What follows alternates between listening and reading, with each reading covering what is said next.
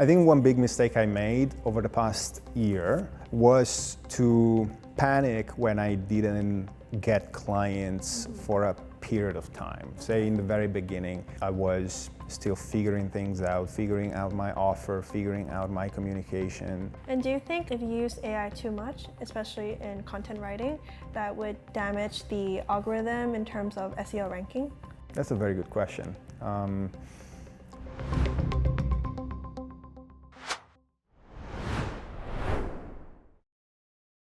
Hi everyone, I'm here with Matteo. He is a solopreneur and the man behind some of the most creative podcasts and B2B YouTube videos out there. So today we're gonna be learning some of the expert insights from him, how he manages his finances, how he operates his global operations. So yeah, hi, can you tell us a little bit more about yourself and what kind of clients you work with? Thank you so much for the invitation. First of all, my name is Matteo.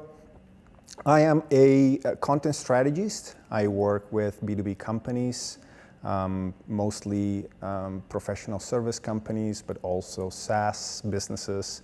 And I help them develop their content strategy.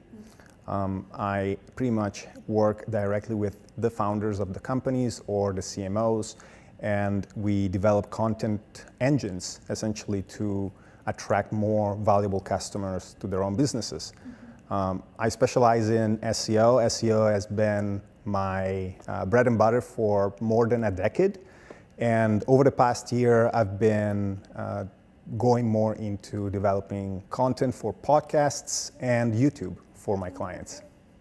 I'll be interested to learn what your day-to-day operations look like when you work with these clients, as well as how you even find them in the first place, especially in a global setting. So I imagine you have clients from all over the world. Mm-hmm. Yes, my clients are spread around the world. I have clients in North America. I also have clients in Southeast Asia and in Europe. Yeah. So I would say, my client base has been pretty much global since the day I started. Yeah. The way I find my clients can be very different. I get a lot of referrals from my own network, and that's actually been the most predictable way for me to acquire new clients, despite me being a marketer. Obviously, I do market myself online as well. I produce my own podcasts. I record my own YouTube videos and promote myself on YouTube, on LinkedIn. I have my own website and all these type of things. But obviously, as a new business owner myself, all these platforms require a lot of time investment, and it requires a bit of time for the content itself to reach the type of audience I want to reach. So referrals are definitely have been the most predictable sort of source of new business for me. Yeah. The way I organize my days can vary a lot depending on what type of tasks I am tackling for my clients. Generally, what I like to do is to pre-plan my week ahead of time. So generally, I work a little bit on a Sunday afternoon and try to visualize the work that I have for the week ahead. Yeah. And then I pretty much have a lot of times there's a lot of strategic work that I do for clients. It happens whenever I have calls with clients, maybe on the other side of the world, where I have to stay up late at night, being based out here in Thailand. Otherwise, I'm pretty flexible, I would say, as long as I deliver my clients the results I promise. My days can be either very packed with a lot of screen time, or every once in a while, I take sort of time away from the desk to think and to kind of strategize a bit more on paper, and then go back to my desk and continue working on the strategy for my clients. Okay, that's really interesting. I'd be curious to learn, if we zoom in a little bit, in terms of your client strategy. Say you have a client who reached out to you and they want you to perform, they want to improve their presence in the social media world, maybe in terms of SEO or YouTube or even podcasts. So which direction would you guide them when it comes to improving their marketing visibility? Right. I guess it all starts from understanding what exactly is it that they are trying to achieve with each one of the channels. SEO can be about increasing awareness of the brand, or can even be about generating leads. And the same goes for every other platform, podcasting or YouTube. I would say with podcasting, the primary sort of goal for a podcast, for B2B podcasts that I work on, is generally not to directly generate leads, but rather to build trust and awareness in the marketplace. Yes. With the target audience, our sort of my clients are trying to reach and target. Podcasts are generally very effective because whenever somebody decides to listen to a podcast for whatever length of time, 10 minutes, 15 minutes, or 30 minutes, the level of engagement that you get from the audience is much, much higher than if you are just sharing a short form video on, say, TikTok or Instagram or even LinkedIn. So podcasts are generally very effective for those type of businesses that have very complex sales cycles, long sales cycles, or even complex services or products. Yes. Because the podcasts themselves, as well as YouTube videos at times, can really help explain in deep details sort of the nuances of the company, of the services and the products they sell. So when you plan a podcast strategy with a client, how do you go about it? Because I imagine that, you know, outsourcing all these people to help out with the execution of the podcast would be difficult. How would even like managing payments for that be difficult? And how would you go and source them in the first place? Right. So when it comes to podcasts, for example, I take care of the entire sort of strategic planning.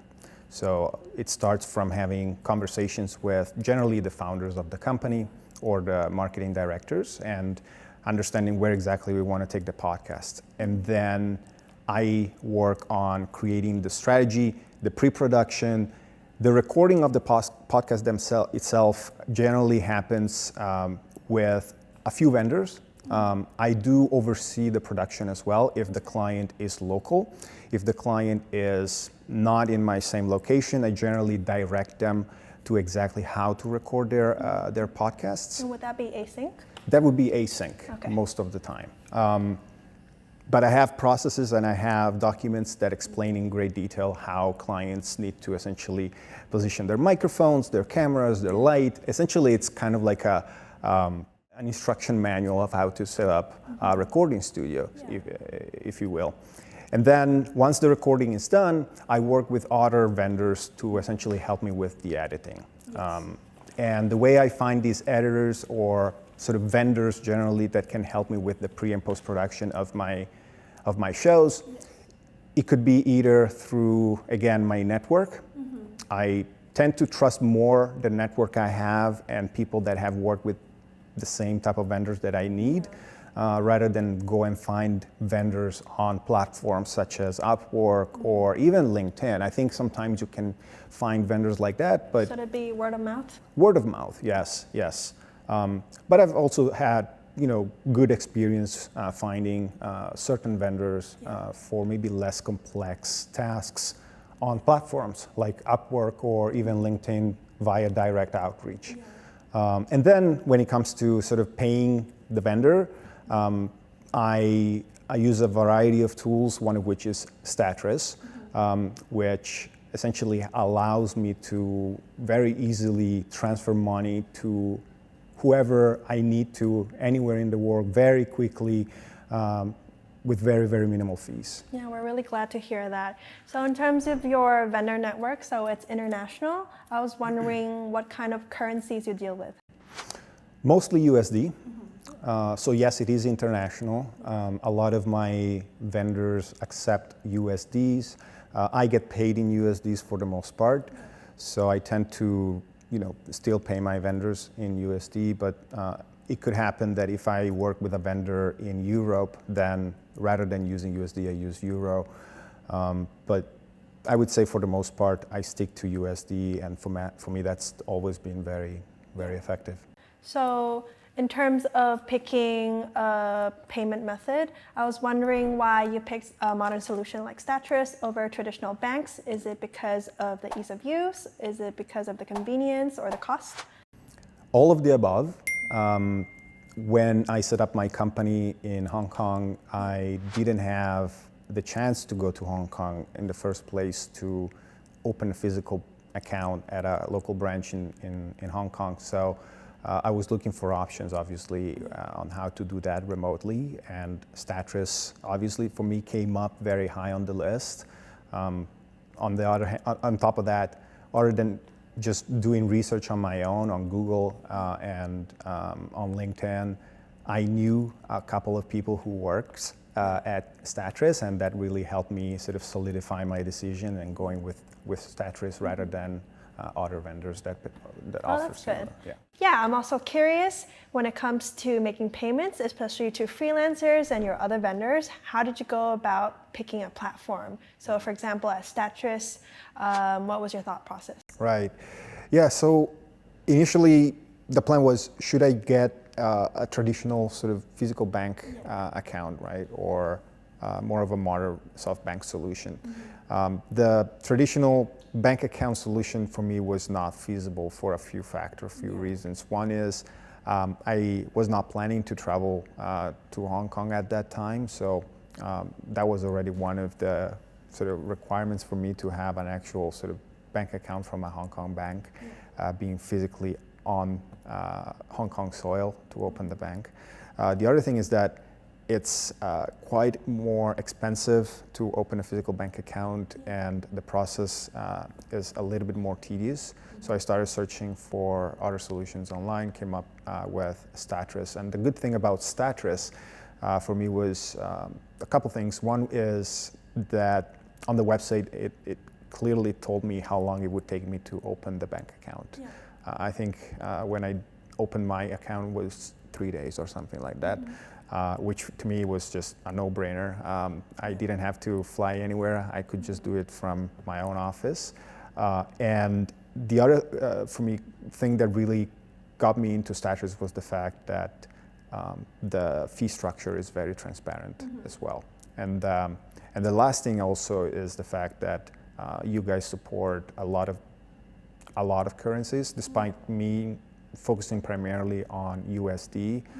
There are other currencies that you support, one of which also is Euro, which I do use every once in a while if I have vendors and people that I work with in Europe that don't support USD themselves. So to me, those three factors were pretty much the thing that got me through the line and made me want to decide to work with Statrys. And then I just remember after signing up or starting the process to get the bank account open, it was, in my opinion, just a very painless process, just following the instructions, uploading my documents, and everything was pretty much done, probably even in shorter than 3 days, if I remember correctly.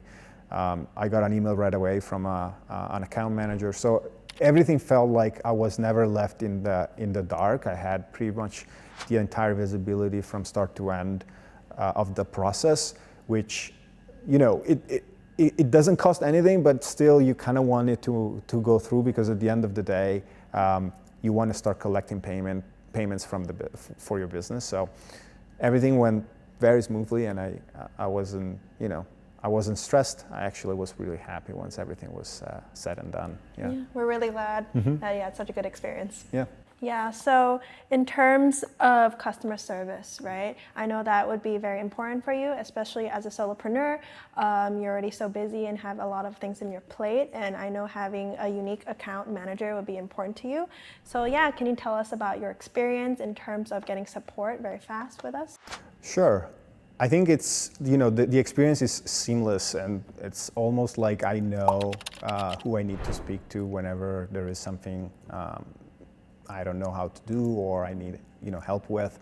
It's extremely easy. It's fast. The thing that I like I said before, is that I know the people who work at Statrys, and so for me it's almost like I'm working with almost my friends in a way. So for me, that's a big plus. I know that things would not go bad just because I know the people behind the company. Yeah. So. Do you still use traditional banks for other reasons, or do you only mainly rely on modern solutions? Modern solutions for my business needs, almost entirely, I would say. Okay. Yeah, so I'd also like to zoom out a little bit as you as your founder and your journey. Is there something you wish that you had known before you got started? Maybe it can do with payments, or maybe it's going to be how you operate internationally as well? Good question. Nothing specifically with payments. I would say mostly related to how to organize my time as a founder. How do you currently do it? I think it's a continuous learning process. Yeah. If I look back at the first few months, I was maybe spending a lot of time thinking about, how my website looks like and all these type of things. When, over time I realized that those are very sort of less important in the bigger picture. Yeah. The most important thing is really, first of all, finding the clients, Yeah. servicing the client, making them happy, Yeah. and offer a good service so that they would potentially refer me to other businesses. Yeah. I would say that's kind of the thing that I'm still learning as I go, but obviously it's obvious and very clear that might be one of the most important things. Yeah. Do you handle everything yourself then, or do you get help? Do you outsource some of the things? I still do a lot of the work myself. I do have vendors, like I said before. I don't have an assistant. I had thought about hiring maybe an executive assistant of sorts whenever things get a bit hectic, when maybe there is a big influx of new tasks and work. But for now, I've been able to handle everything myself, but it could be that in the near future, maybe I'll need some type of virtual assistant or executive assistant to really help me. Especially when you expand, right? Yeah, one thing that actually takes a bit of time at the end of each month is maybe the admin work that I still do. I keep a clean P&L. I categorize all my invoices, all my expenses, and that usually takes a bit of time. And that is time that is taken away from client work. But at the end of the day, it's still time that I need to invest to keep my business running properly. But yeah, eventually I'll get some help to do it. In terms of finances, do you outsource your accounting as well? For now, I do it myself, but yeah. Does it take a big chunk of your time? Not for now. Okay. But I can picture that could potentially become a little bit more in the future, so that could change, yes. So as you expand, I was wondering, what's next for you? Do you plan on doing something more? Do you try to just obtain more clients, or do you want to expand out of SEO or content marketing? Sure. Like I said before, SEO has been my bread and butter for more than a decade. Moving forward, I'm pushing a lot on podcasting and YouTube and video content for the most part. I think with the not so recent changes anymore, really. AI has been around for about 3+ years, but SEO as a whole has been changing a lot, and I think also user behavior and consumer behavior has been changing a lot, which means potential buyers, rather than reading long-form articles, decide to sort of shift their attention towards other medium. So audio and video is what I think is going to take more and more sort of real estate in buyers' minds, and that's kind of the direction that I'm taking with my business as well. And of course, yes, every business kind of wants to grow, and I want more clients, and with that will probably mean I'll hire a few people, which will help me with the execution, and I still want to take care of the sort of strategic part of my business, of the client acquisition, and sort of making sure that clients are always satisfied with the service they get from me. Yeah, that's good. So to any aspiring founders, what kind of advice would you give them as someone who, would want to start their own business themselves? Yeah. Do you have any advice you could give them? I would say I started my own business late in my 30s. Yeah. I had the dream of starting a business very early in my 20s, and it took me a very long time to actually take the plunge. If I could go back, I would probably do it earlier. Because I think the role of the entrepreneur is very much a role where, at least in my field as a marketer, I mean, there's lots of different types of entrepreneurs out there, but the more risks or say mistakes you make as an entrepreneur, the faster you learn. And the later in life you take that risk, the harder it is to feel like you want to make mistakes, because you have more to lose later in life than when you're earlier in life. So I would say if you think about starting a business, maybe start it earlier, make your mistakes. I'm sure that if you do some mistakes, which everybody does, you'll have more resilience to start over or to pick up from where you have fell. Other than that, I think it's a fun kind of experience, in my opinion. Yeah. I see. What would be your biggest mistake that you can tell us that other founders can potentially learn? I think one big mistake I made over the past year was to panic when I didn't get clients for a period of time. Say in the very beginning, I was still figuring things out, figuring out my offer, figuring out my communication, and I was still kind of putting myself out there, promoting myself and whatnot, but nothing really came back. And I got lured into some type of coaching program of somebody promising me to be able to get clients and whatnot. And that was a big mistake, but in a way also, like I said, a learning experience. I learned in a way that, if you push certain emotional triggers for people that have a big problem, doesn't necessarily mean you have to take advantage of those emotional triggers, but those are the big ones that kind of allow you to make a sale more easily. Now, it doesn't mean that I apply the same techniques myself, but in a way I learned that I shouldn't fall for this type of techniques anymore. So it's the type of messaging, right? The emotions you put in your messaging in terms of marketing. Correct. Okay. So don't fall for the don't fall for the messages. Yep. I see. As a marketer, feels a little bit, strange to say, but I'm more very much in favor of ethical marketing rather than manipulative marketing techniques. So ethical marketing. So what would that look like?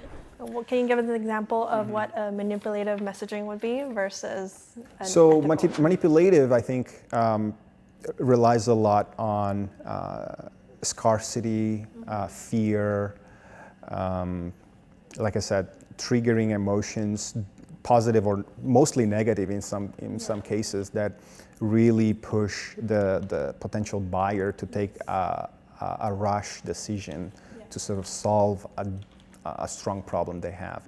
In my case, ethical mostly means market your business not with the intent that you're trying to hard sell your service, but rather offer yourself or market your business as a problem solver, right? And then if the way you are talking about the way you solve problems resonate with your target market, your target market will come to you rather than you trying to force them to buy what you sell. So that's kind of the way I so no fear-based selling is what you're saying. I see. I will try to avoid that in my copywriting.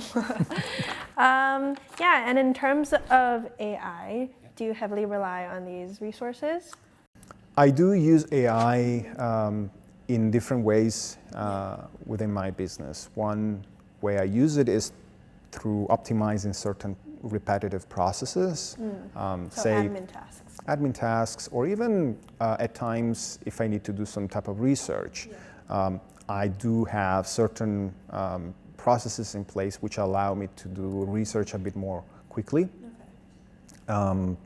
Things that I maybe used to do more manually before, I now rely on AI. And the same goes, I think for the most part is that I really do use and leverage AI to acquire knowledge at a faster rate than I was able to do before. So try to learn, say if I get a client in an industry that I'm not super familiar with, I use AI to kind of try to get me up to speed about that particular industry rather than spending hours and hours Googling and trying to read long form articles, I try to leverage AI to actually, That's what I do too. yeah. When I don't have time to process all the information in long form articles. Yeah. But do you think there are things that you can't replace AI with? So from my experience, it would be like graphic design, right? I don't think AI has perfected that yet. Yeah. But in terms of copywriting, I think in terms of writing prompts, you can maybe get away with it. I would say even for me, in my opinion, content writing depends what type of depth and technical writing you are doing. I think AI can still be very much of a miss in terms of quality. I would say, especially with the work that I do with content strategy and content marketing, we think, yes, AI can actually write an article, AI can write a script, and you don't really need to work with someone like me, right? Yes, you could potentially not work with a strategist. The problem is that when you don't know how to prompt correctly, or when you don't know where the blind spots are in the content that you're getting out of the AI tool, then you're pretty much just relying on what you're getting. And that's where I feel like AI is very much an amalgamation and an average of all the content that is out there. It's nothing new. It's not new knowledge. It's an average of everything that is already out there. And so if you really want to stand out as a company, relying on AI for marketing, in my opinion, could be detrimental in the long term. I also believe that in the long term, companies that are relying on AI a lot today will probably feel that that was not necessarily the right choice to go full in on using AI for a lot of this creative and deeper sort of thinking related tasks.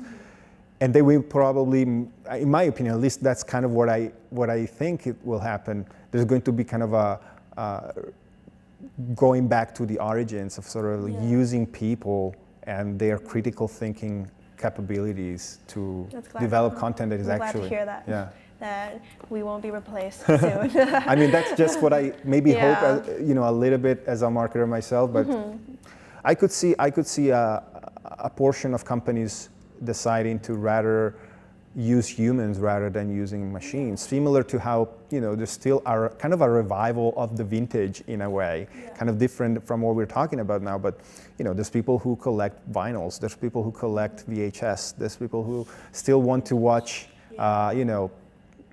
DVDs rather than streaming everything. So I still think there's going to be a chunk of people, a chunk of companies that rather want to come across as non-AI companies, and those are the companies that probably will, just have a different positioning in the market. Yeah, and do you think if you use AI too much, especially in content writing, that would damage the algorithm in terms of SEO ranking? That's a very good question. I would say maybe I had a thought about this, and I don't think I have gotten to a clear answer. But I think in a way, like I said before, if you type any search query on Google, you will notice that the number 1 result and the number 10 result are in many cases very similar. And it doesn't mean that the number 10 result is worse than the number 1 result. It just means that maybe the website has more backlinks going to it, or it's more, I don't know, there's more authority related to the trustworthiness of the site, but the content itself might just be the same. I think AI isn't necessarily going to make everything worse, but I don't necessarily think it's going to make everything better in terms of SEO. Yeah. All right. We'll just keep an eye on Google's updates and how AI really impacts everyone's rankings. And it's changing every kind of, I think every new algorithm update, this kind of rules change. When AI came out, Google said that there was no problem using AI-generated content. After a while, they changed. And they said, well, no, AI-generated content cannot be utilized. or you can utilize it, but just not going to get rewarded in the search results. Does that also impact video content?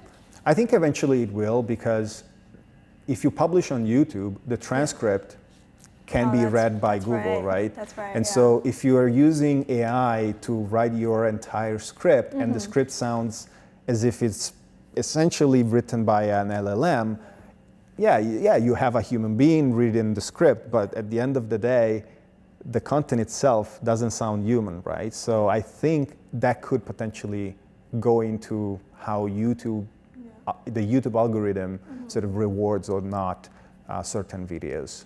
Okay, have you ever advised one of your clients to use those synthetic AI video people? So you set up never. as a, okay. And Because there are I'm many very much startups Yeah. using that right now. And I can imagine a lot of people and other companies utilizing that as a resource.